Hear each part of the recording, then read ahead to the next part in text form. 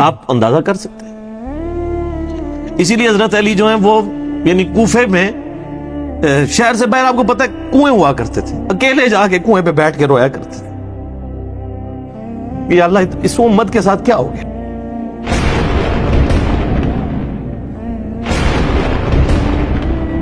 یہ روایت المستدرک الحاکم میں بھی موجود ہے اور صحیح سند کے ساتھ، اور المصنف ابن ابی شیبہ کے اندر بھی موجود ہے کہ مولا علی علیہ السلام جو ہیں وہ ان کے پاس حضرت طلحہ کا بیٹا آیا، عثمان ابن طلحہ، تو آپ اس کو جب ملتے ہوئے آپ نے نا سورہ حجر کی وہ آیت پڑھی کہ جو اہل ایمان کے دلوں میں ایک دوسرے کے بارے میں غل آ جائے گا نا، قیامت والے دن اللہ تعالیٰ ان کے دل سے وہ غل دور کر دے گا، پھر وہ جنت میں آمنے سامنے بیٹھے ہوئے ہوں گے تختوں کے اوپر، ٹیک لگائے ہوئے تکیوں کے اوپر۔ تو انہوں نے کہا کہ میں اللہ سے امید کرتا ہوں کہ یہ آیت میرے، طلحہ اور زبیر اور عثمان ابن عفان، ان تین بندے اور چوتھا میں، یہ آیت ہمارے بارے میں ہے کہ اللہ تعالیٰ ہمارے دلوں میں جو ایک دوسرے کے لیے میل آ گیا قیامت والے دن وہ دور کر دے گا اور ہم ایک دوسرے سے راضی ہو جائیں گے۔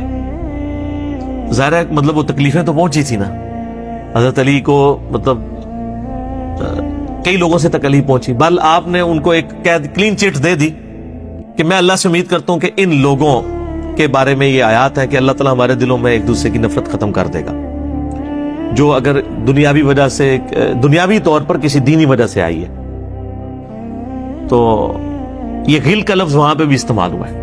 اب ڈاکٹر اسرار صاحب رحمہ اللہ تعالیٰ چونکہ ان کی حدیث کی فیلڈ نہیں تھی، انہوں نے یہ جب سورہ ہجر کی آیات آئیں، اس پہ میرا مسئلہ نمبر 116C بھی ریکارڈڈ موجود ہے، انہوں نے نا اس میں حضرت معاویہ کا نام بھی لے دیا کہ میں اللہ سے امید کرتا ہوں یہ میرے اور معاویہ کے بارے میں ہوگا۔ نا وہ نام لیے ہی نہیں ہے، آپ خود سے نہ داخل کریں۔ حضرت معاویہ کو حضرت علی نے نہیں معاف کیا، پوری زندگی معاف نہیں کیا، کیونکہ ان کی وجہ سے خلافت کا نظام ٹوٹا تھا۔ حضرت طلحہ تو میدان جنگ سے چھوڑ کے چلے گئے تھے، جب عمار ابن یاسر کو دیکھا کہ وہ سامنے ہے تو انہوں نے کہا عمار کو تو باغی جماعت قتل کرے گی، وہ چھوڑ کے چلے گئے۔ تو مروان نے ان کے گھٹنے میں تیر مارا، مستدرک الحاکم میں آتا ہے، اور وہ شہید ہو گئے۔ حضرت زبیر وہ صحابی ہیں یعنی جو نبی علیہ السلام کے بہادر ترین اصحاب میں سے، 12 بندے غزوہ احد میں حضور کے ساتھ رہ گئے تھے 700 میں سے غزوہ احد کے اندر، ان میں سے ایک حضرت زبیر بھی تھے، اور یہ تلوار کمال کی چلاتے تھے، اکیلے میدان جنگ میں آگے چلے جاتے تھے۔ بخاری میں آتا ہے کہ ان کا بیٹا عبداللہ ابن زبیر کہتا ہے کہ میرے باپ کے 2 شانوں کے درمیان اتنا بڑا زخم تھا جو ہیل اپ ہو گیا تھا، لیکن پھر بھی گڑا پڑا ہوا تھا، میں پورا ہاتھ اس میں داخل کر لیتا تھا، اور وہ زخم ان کو احد کے موقع پہ لگا تھا۔ ٹھیک ہے، اور پھر جنگ، اسی حدیث میں بخاری کے آتا ہے کہ جنگ یرموک کے موقع پر لوگ یعنی لیڈر کے اوپر چل رہے ہوتے ہیں، تو حضرت زبیر بھی ایک اسکواڈ کو لیڈ کر رہے تھے، تو لوگوں نے کہا حضرت آپ آگے جائیں، انہوں نے کہا جب میں آگے جاؤں گا تو میرے ساتھ کوئی نہیں آگے جا سکے، تو وہ اکیلے گھوڑے کو انہوں نے جو ہے وہ ایڑی لگائی اور رومن امپائر کی یعنی فوج کے اندر گھس گئے، اور کوئی بھی ان سے لڑنے کے لیے تیار نہیں ہوتا تھا، اتنی بہادری تھی ان کے اندر، لیکن جنگ جمل میں حضرت علی کے مقابلے پہ آ گئے۔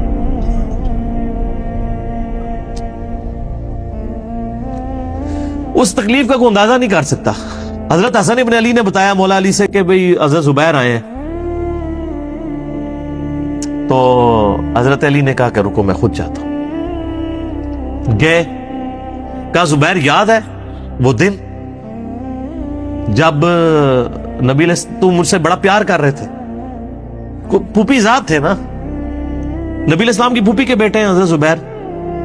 بن عوام رضی اللہ تعالیٰ عنہ، تو حضور نے تم سے ایک بات کہی تھی کہ تم علی سے اتنی محبت کرتے ہو، ایک دن آئے گا کہ تم تلوار لے کے علی کے خلاف کھڑے ہو جاؤ گے، تو تم نے کیا کہا تھا کہ یا رسول اللہ میں علی کے خلاف کھڑا ہوں گا، اور میں ہاں تم اس وقت ظالم ہو گئے۔ تو حضرت زبیر جو ہے وہ ان پہ غشی طاری ہو گئی، گھوڑے کو یعنی وہ حضرت علی کا پھر سامنا بھی نہیں کر سکے، میدان جنگ سے واپس چلے گئے۔ تو بعد میں حضرت علی کے فوجیوں میں سے ایک بندے نے جا کے پیچھے ان کو دھوکے سے قتل کر کے تو لا کے تو سر حضرت علی کے سامنے رکھا تو حضرت علی نے کہا کہ زبیر کے قاتل کو میں دوزخ کی بشارت دیتا ہوں، کیونکہ زبیر جنتی تھا۔ تو وہ شخص پھر حضرت علی سے ناراض ہو گیا کہ ہم نے میں نے تجھے حکم دیا تھا، جب میں نے ان کو جانے دیا تو نے یہ کام کیوں کیا؟ تو وہ پھر خارجی ہو گیا۔ اور یعنی یہ وہ محبت تھی، وہ جہاں محبت تھی وہ نظر آتی تھی۔ ظاہر ہے کہ ایک بندے کی ایک غلطی سے اس کی پوری زندگی زیرو سے ملٹی پلائی نہیں ہو جاتی ہے، جس نے اتنا کچھ دین کے لیے کنٹریبیوٹ کیا ہو، کبھی نہیں ہو سکتا ایسے۔ حضرت علی کو بھی اس بات کا پتہ تھا۔ بہرحال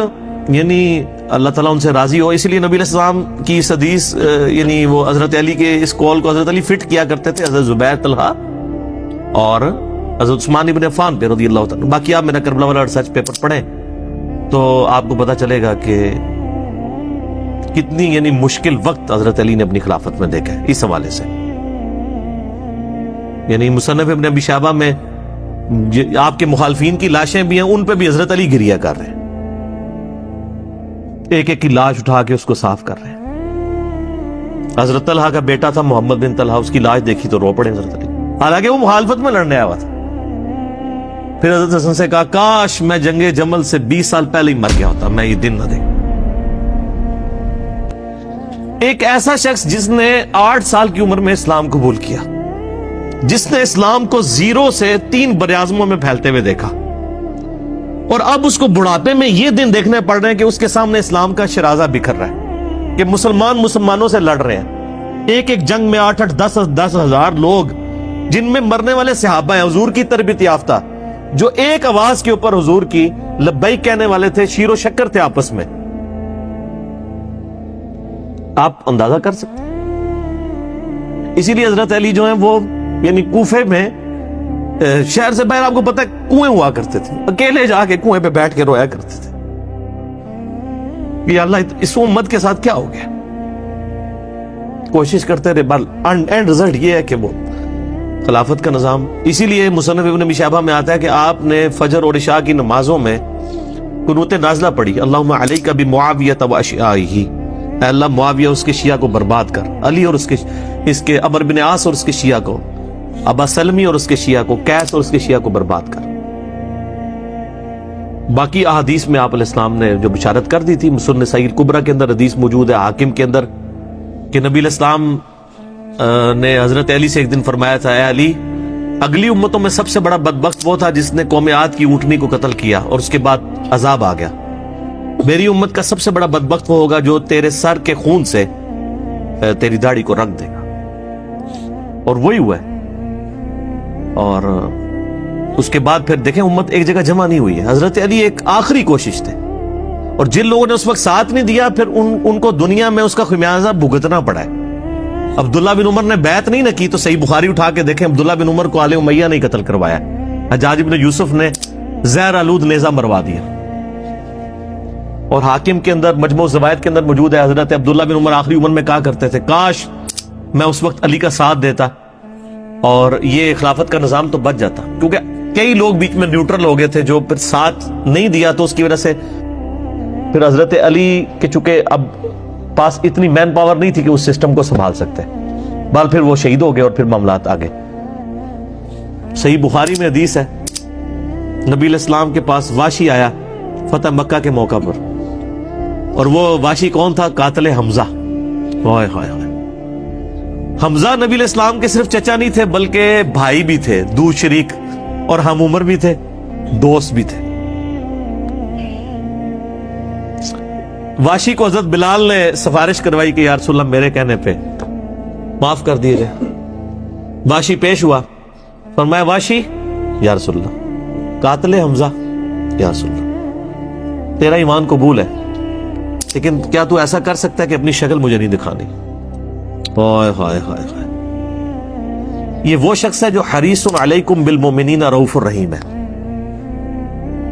لیکن چچا کے معاملے میں، اور وہ چچا ایسا نہیں جو صرف چچا ہی تھا، وہ دین کا مجاہد تھا، دین کے لیے کنٹریبیوشن تھی، اور فرمایا پوری زندگی پھر واشی سامنے نہیں آیا حضور کے،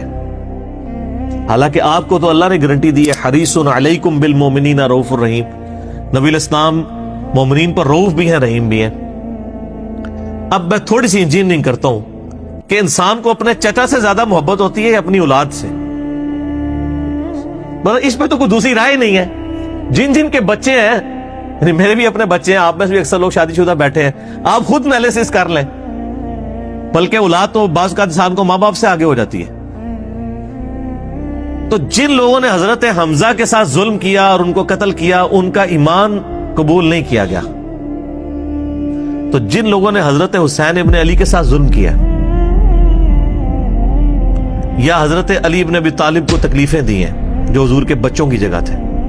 ان کے بارے میں آپ ایکسپیکٹ کر سکتے ہیں کہ نبی الاسلام کے دل میں ان کے بارے میں کوئی محبت کے جذبات ہوں گے؟ Not at all. حتیٰ کہ آپ دیکھ لیں مسند احمد میں تواتر سے وہ حدیث نقل ہوئی ہے کہ ابن عباس کہتے ہیں کہ ایک دوپہر کے وقت میں نے خواب دیکھا اور میں گھبرا کے اٹھ گیا اس خواب کی وجہ سے. میں نے دیکھا کہ نبی الاسلام جو ہے وہ پرانگدہ حالت ہے, بال بکھرے ہوئے ہیں, جسم پہ گرد پڑی ہوئی ہے, ہاتھ میں خون کی ایک شیشی ہے. اور میں نے کہا یا رسول اللہ میرے ماں باپ قربان, آپ کی کیا حالت ہے؟ تو فرمایا کہ یہ حسین اور اس کے ساتھیوں کا خون ہے جو صبح سے میں کربلا میں سمیٹ رہا ہوں. اور یعنی ایک اللہ کی طرف سے دکھایا گیا یہ تشبیہ, یعنی ایک لادہ سے ایک محکمہ خواب کے محکمہ بالکل الگ سے. آپ مجھے خواب میں آئے تو آپ کو نہیں پتا ہوگا کہ آپ میرے خواب میں آئے. یہ اللہ تعالیٰ تمثیلاً دکھاتا ہے. اور نبی علیہ السلام کو خواب میں دیکھ رہا ہے کون؟ صحابی. تو وہ تو کنفرم ہے, بخاری مسلم میں حدیث ہے, جس نے مجھے خواب میں دیکھا میری شکل میں شیطان نہیں آ سکتا.